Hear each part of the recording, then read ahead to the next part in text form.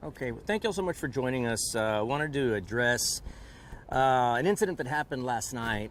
I mean, look, this has been a especially contentious election cycle. I think everybody can attest to that. I think everybody, media, voters, elected officials, candidates, would all just rather this whole thing end as soon as possible.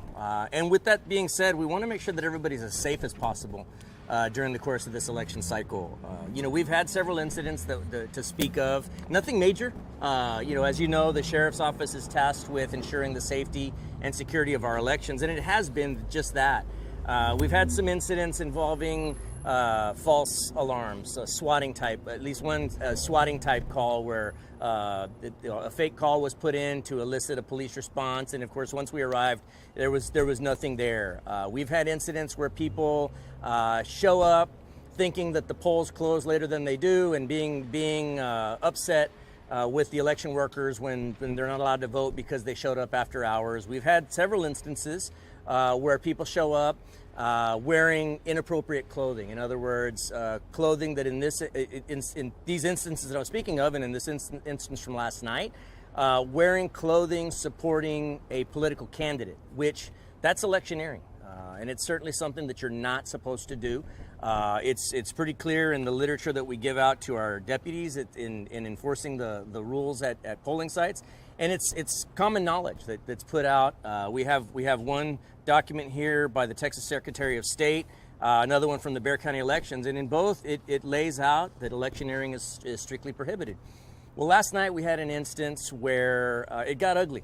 Now, thankfully, there was nothing life-threatening about what occurred, but it was still an ugly incident that I can't think of anything like this happening during my time here as sheriff, and I certainly hope to never see it again. But from the information that we have at this point is that last night at about 6:30, almost 6:30 on the west side of town, at one of the polling sites, a couple entered the polling place, and the man of the couple was wearing a hat that supported a political candidate. He was advised by the early voting clerk that he was not allowed to wear that hat while voting, because it goes against the laws of electioneering. The man complied. It's my understanding that the man complied at that point. He took the hat off. I'm not sure what he did, if he hid it from view or whatever, but he did take it off. He did comply and voted. On his way out of the polling site, though, it appears that he put the hat back on and while still in the building. The early voting clerk then informed him that was unacceptable and then began to escort the person out. As they were approaching the doors to exit the facility, there's a vestibule, a vestibule, and then another door leading to the outside. As they approach that door, it looks like they're going past a magnetometer that's there.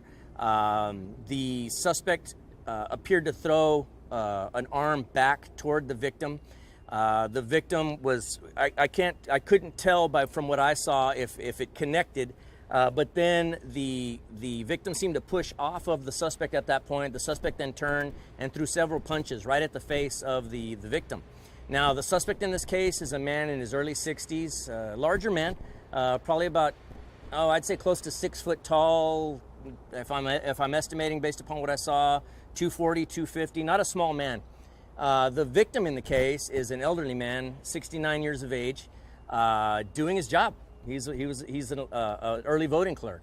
Now, the fact that this assault occurred in a polling site within the city, the sheriff's office responded because it's an election related call for service. We responded.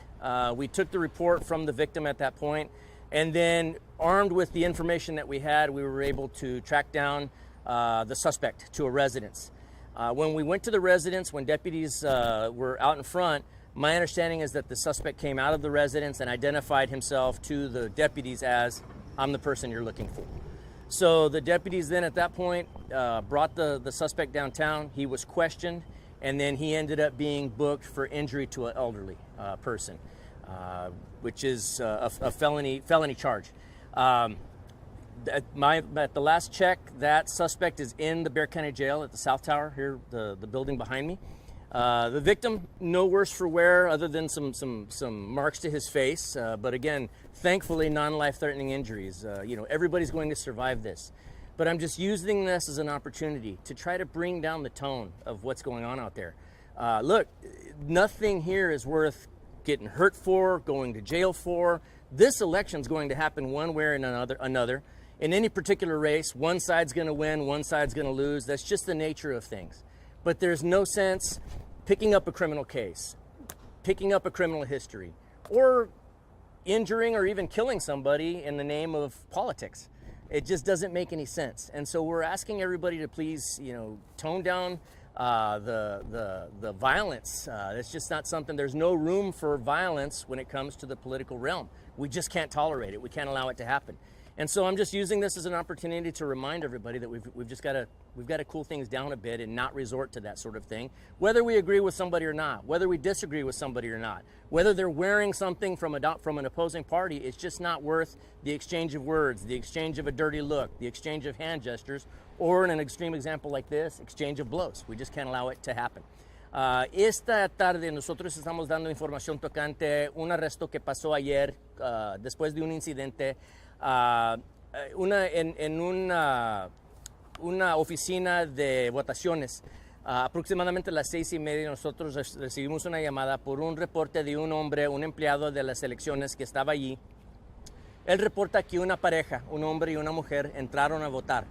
El hombre de la pareja tenía puesto una cachucha de un candidato en la elección. La víctima le dijo, mira, no puede tener esa cachucha puesta mientras que esté votando. El sospechoso sí cumplió con eso, se quitó la cachucha, votó, y luego ya cuando se iban, el sospechoso otra vez se puso la cachucha. Entonces la víctima, el empleado, empezó a llevarlo para fuera de la oficina sin tocarlo. Ya cuando iban de salida, se ve en el video que el sospechoso voltea, como que le avienta como que le intentó pegarle a la víctima. La víctima lo empujó y luego ya de ahí el sospechoso volteó y le pegó 2 veces, cuando menos 2, posiblemente 3 veces al hombre en la cara. El hombre la víctima es hombre anciano. Tiene 69 años de edad y solamente estaba haciendo su trabajo él. El sospechoso es hombre grande, aproximadamente 240, 250 libras. Tiene él 63 años de edad, me parece, y él se fue de la oficina. Ya cuando nos hablaron nosotros, nuestros oficiales tomaron un reporte, lograron identificar al sospechoso y luego de ahí fueron para una casa. Ya tocaron la puerta, el sospechoso salió de la casa, como que se rindió, les dijo que él sabía por qué estaban allí y que él era el sospechoso que ellos buscaban. Vino para acá con nuestros oficiales, hablaron con él y ya después de eso lo arrestaron por asaltar el anciano. De allí el hombre, no sé si ahorita, pero pienso que sigue aquí en la cárcel y ahorita está esperando ver un juez. Nomás le quiero recordar al público que por favor no hay para qué asaltar a alguien, hablar con alguien, insultar a alguien solamente por una elección. En cada elección un partido pierde, el otro partido gana, pero no hay para qué asaltar a alguien, tomar chances de matar a alguien o herir a alguien. Y también no tomar chances de que una vaya a enfrentarse con cargos criminales. Entonces queremos que todo el público que se calmen y que por favor no siga esto porque no hay lugar para violencia en las campañas políticas. Is there a different charge for assaulting an election worker? Well, that's what we're looking at now. In researching the topic, these poll workers have a lot of authority. In some instances, they've even got authority that's on parallel with a district court judge. That's a lot of authority. And so, certainly that's something to look at. But aside from that, this is just a man doing his job. He's there performing a service for the citizens of Bexar County, and regardless of what the charge ends up being, there's just no sense in assaulting somebody simply for doing their job. Are you all? I mean, this individual was wearing a hat in support of former President Trump. Are you and your deputies expecting increased violence on Election Day by supporters of former President Trump? Well, we're hoping that nobody from either party, exhibits any sort of violence. Obviously, we're there to keep the peace.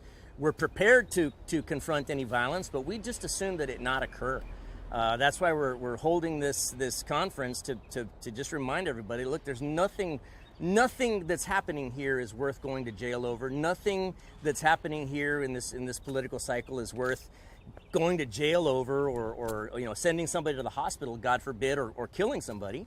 It's just not worth it. And so again, I would expect members of both parties and candidates from both parties to conduct themselves professionally. As we all know, this is just politics, and there's nothing here that necessitates getting angry, or, well, I guess you can get angry if you want to, but there's no sense in hurling insults or demeaning anybody else or resorting to violence toward anybody else. Said that there was going to be a peace officer at that location. Are there going to be other officers at other locations at this time? Well, so we've on every single day we've got deputies that are whose sole purpose it is to maintain security for our elections. I've got deputies all over the place right now. Now, with that being said, we have to walk a fine line as well, because we've got to be close to the point where we're there for security purposes, but we also can't give the impression that we're there to hover or try to intimidate anybody. And there's a fine line that we're asking our first responders to walk to make sure that we're balancing out everybody's ability to vote, but to do so safely and securely. So that's what we're doing. We're just making sure. So to answer your question, yes, we will absolutely have deputies positioned throughout the county to make sure that there's security. If Ms. Callanan would like us to have folks closer to a certain location, we can certainly do that. But again, we don't want to give the impression that we're there to try to intimidate anybody. That's the last thing we want. Is there an officer who specifically will be assigned to that site, a sheriff's deputy? Well, sheriff's deputies are who I'm in charge of. So I mean, I can tell you, if Ms. Callanan were to call me and ask me to send her an officer anywhere, all I can send her is a deputy. From my perspective, I have not received that request from Jackie asking for a deputy to be positioned anywhere, but certainly I'd have to look at, again, that making sure that we're there to provide, or nearby to provide security, but we also don't want to hover or be intimidating. Are you adding more deputies to more locations? No, I mean, at present, I think we've got it covered. We've got several dozen deputies on a daily basis whose sole purpose it is they're not responding to calls for service. They're remaining free to be proactive or to be able to respond to polling sites. So I don't anticipate adding a whole bunch of people.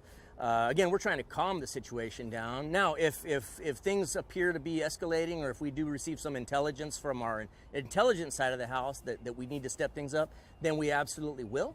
But at present, I think this was an isolated incident. I'm hoping that people will get the point that, having seen what happened to this man after he assaulted one of the clerks, maybe somebody thinks twice about doing something like this. I have to ask, in 2020, Judge Wolf, you said that he was assaulted, then the video came out, and then that charge got downgraded and ultimately dropped. Do you think that same thing is going to happen to this case, or are you sure? Well, nothing's ever certain in law enforcement. All we can go is based off what we saw on the video. Last night, we didn't have the benefit of the video. We had somebody from another agency watching the video and explaining to us what had happened, and then we were able to hear from the victim and the suspect exactly what happened. So there's never any definites. And once we make the arrest and present the evidence, it's really out of our hands. Have you seen the video yourself? I've seen it. Now, I mean, to me, it certainly the elements of the offense of injury to an elderly person are present. Barring any unforeseen changes in the law or anything, any new evidence that might come forward, I can't speak to what the prosecution might do to this case once it arrives over there. What punishments does facing charges or no? He is facing charges. Yes, injury to an elderly person. So what kind of punishment does that carry? It is a felony. It's a third-degree felony, so I'd have to get you the. And Sheriff, can you go back and tell us what exactly happened? So he was wearing a MAGA hat or a Trump hat, or what exactly was he wearing? He was wearing a hat in support of a certain candidate. The law clearly states you can't support any certain candidate when you're inside of a polling site. That's called electioneering. And so the clerk did as he was supposed to do. He instructed him that you can't wear that here. Thankfully, in this instance, the suspect complied. He took off the hat. I don't know what he did with it. I don't have that information. There's not a camera trained on where he was when he voted, so that's why I can't tell you what he did when he had it. The only camera that we see is after they're done voting, he's walking out, he's wearing the hat again. And at that point, the suspect, the victim, went to follow the suspect out. As he's allowed to do, he's an early voting clerk, I should say. At that point, it appears that the suspect threw an elbow or an arm back toward the victim. I can't tell to what extent a connection was made, but the victim seemed to push off. The suspect then turned toward the victim and punched him at least 2, possibly 3 times right in the face. And then they separated, and the suspect left the location. The victim then came back in, and the authorities were called. And what's the relationship between the suspect and the woman he was with at the poll? I believe they're husband and wife. Does the suspect have a criminal history? I don't have information on criminal history. I know that he's got a SID number in our system, but I don't know criminal history. But can you confirm like which candidate the hat was supporting or which party the hat was supporting? I'd just as soon stay away from that at this point, Joey, but I can tell you it was for one of the candidates. It's in the report. You're more than free to. Why that reticence? I mean, given that the affidavit clearly states that this is a supporter of former President Donald Trump, Sure. We've seen nationwide that supporters of the former president have been inciting violence against election workers. Well, again, why that reticence to actually call it I'm out? trying to calm the mood down a bit.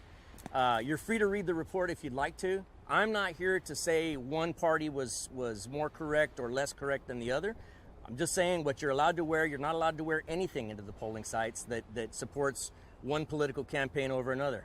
Look, I'm on the ballot. I don't want any of my supporters walking into the polling sites with one of my T-shirts on. It's illegal, and they will be asked to leave, just like this gentleman was. Clearly. With all due respect, Sheriff, though, as the top law enforcement of the county and being the person who goes over details about this, why don't you want to say specifically? I would just prefer not to, Joey. You're more than happy. We're going to hand you a copy of the report here, and you can report on it all you want. It's in the report. It's unredacted. You're free to have it. Incident you referenced, when did that take place this week? The swatting incident, day before yesterday. And what site was it against? McCreelys. We received a call for some sort of a large disturbance. When we arrived, there was no such disturbance. Are you able to track down who made that call, the follow-up charge? I mean, I don't believe that we heckle or not any sort of swatting call that prompts a police response, puts the community at risk, it puts first responders at risk, and absolutely, you can face charges for that. You know, I know you said you don't want to mention what the hat is. It's in the affidavit that it is a Donald Trump hat supporting that. Like you said, you're on the ballot, you're a Democrat. Aren't you worried that saying something might, I don't know, like give people a different impression? Of what? Of just, like, why would you say something about it? Like, well, look, I'm not looking to look, let's remove the political from this altogether, okay? What I have is a pretty large, able-bodied suspect that struck an elderly man in the face, causing injury. Remove that from a polling site and put it in any grocery store, movie theater, arcade, anywhere in the restaurant, anywhere in the county, anywhere in the city, and that's illegal any day of the week. So you can remove the political aspect from this, and it is still an assault of an elderly person that ended in the injury of that elderly person. And you mentioned several incidents have occurred. How many so far this year? Just anecdotally speaking, I'm 2 or 3 a day, and nothing to this magnitude. I can tell you that. In one instance that we know of, a gentleman was I believe that was at Lyons. Was confronted with the same thing. He was wearing a hat that he wasn't supposed to be wearing, or a shirt. I don't remember what it was. He was confronted. He asked to see proof. The deputies then showed him the document that shows where he's not. He complied at that point. He just wanted to see it in black and white, and so they did. And he complied, he voted, and he went about his way. You mentioned a video about this incident. Will that video be released, and if so, when? At this point, we don't have any plans to release it, but certainly at some point in the future we might. So when the video though was, where did the video come from? Was it the library? The library. So like security footage from the. That's exactly what it was. Yes, sir. The City of San Antonio Library, I'm guessing. Yes, sir. Okay. What's the bond that the suspect is facing? Yeah, I don't think he's had a bond yet. But he's, at least right now, he's still here. I believe he's still here in So South he Town. hasn't been arraigned on the charge. I don't believe so. And you said it's possible those charges should be upgraded if it is a crime to assault a poll worker. Yes, when I just received my briefing, they were looking into does a clerk rise to that same level as an election judge? They're looking at that right now. Do you know, was the poll worker back on the job today? I don't know that. I imagine he's going to be pretty sore. So nobody could fault him for staying home today. I think Jackie earlier said that he was. He's back at work? Hey, That's he good. was just punched in the face, right? Like, or was it? No, he's punched in the face. Okay. Yeah. And so my understanding is he was treated there, but not taken to the hospital. Yeah, I don't think it was anything that serious where he had to go to the hospital. Can you share the age of the suspect? I know you said he's. I think he's 63. The suspect is 63. What's his race up here? The white male. Yes, sir. Okay, thank you.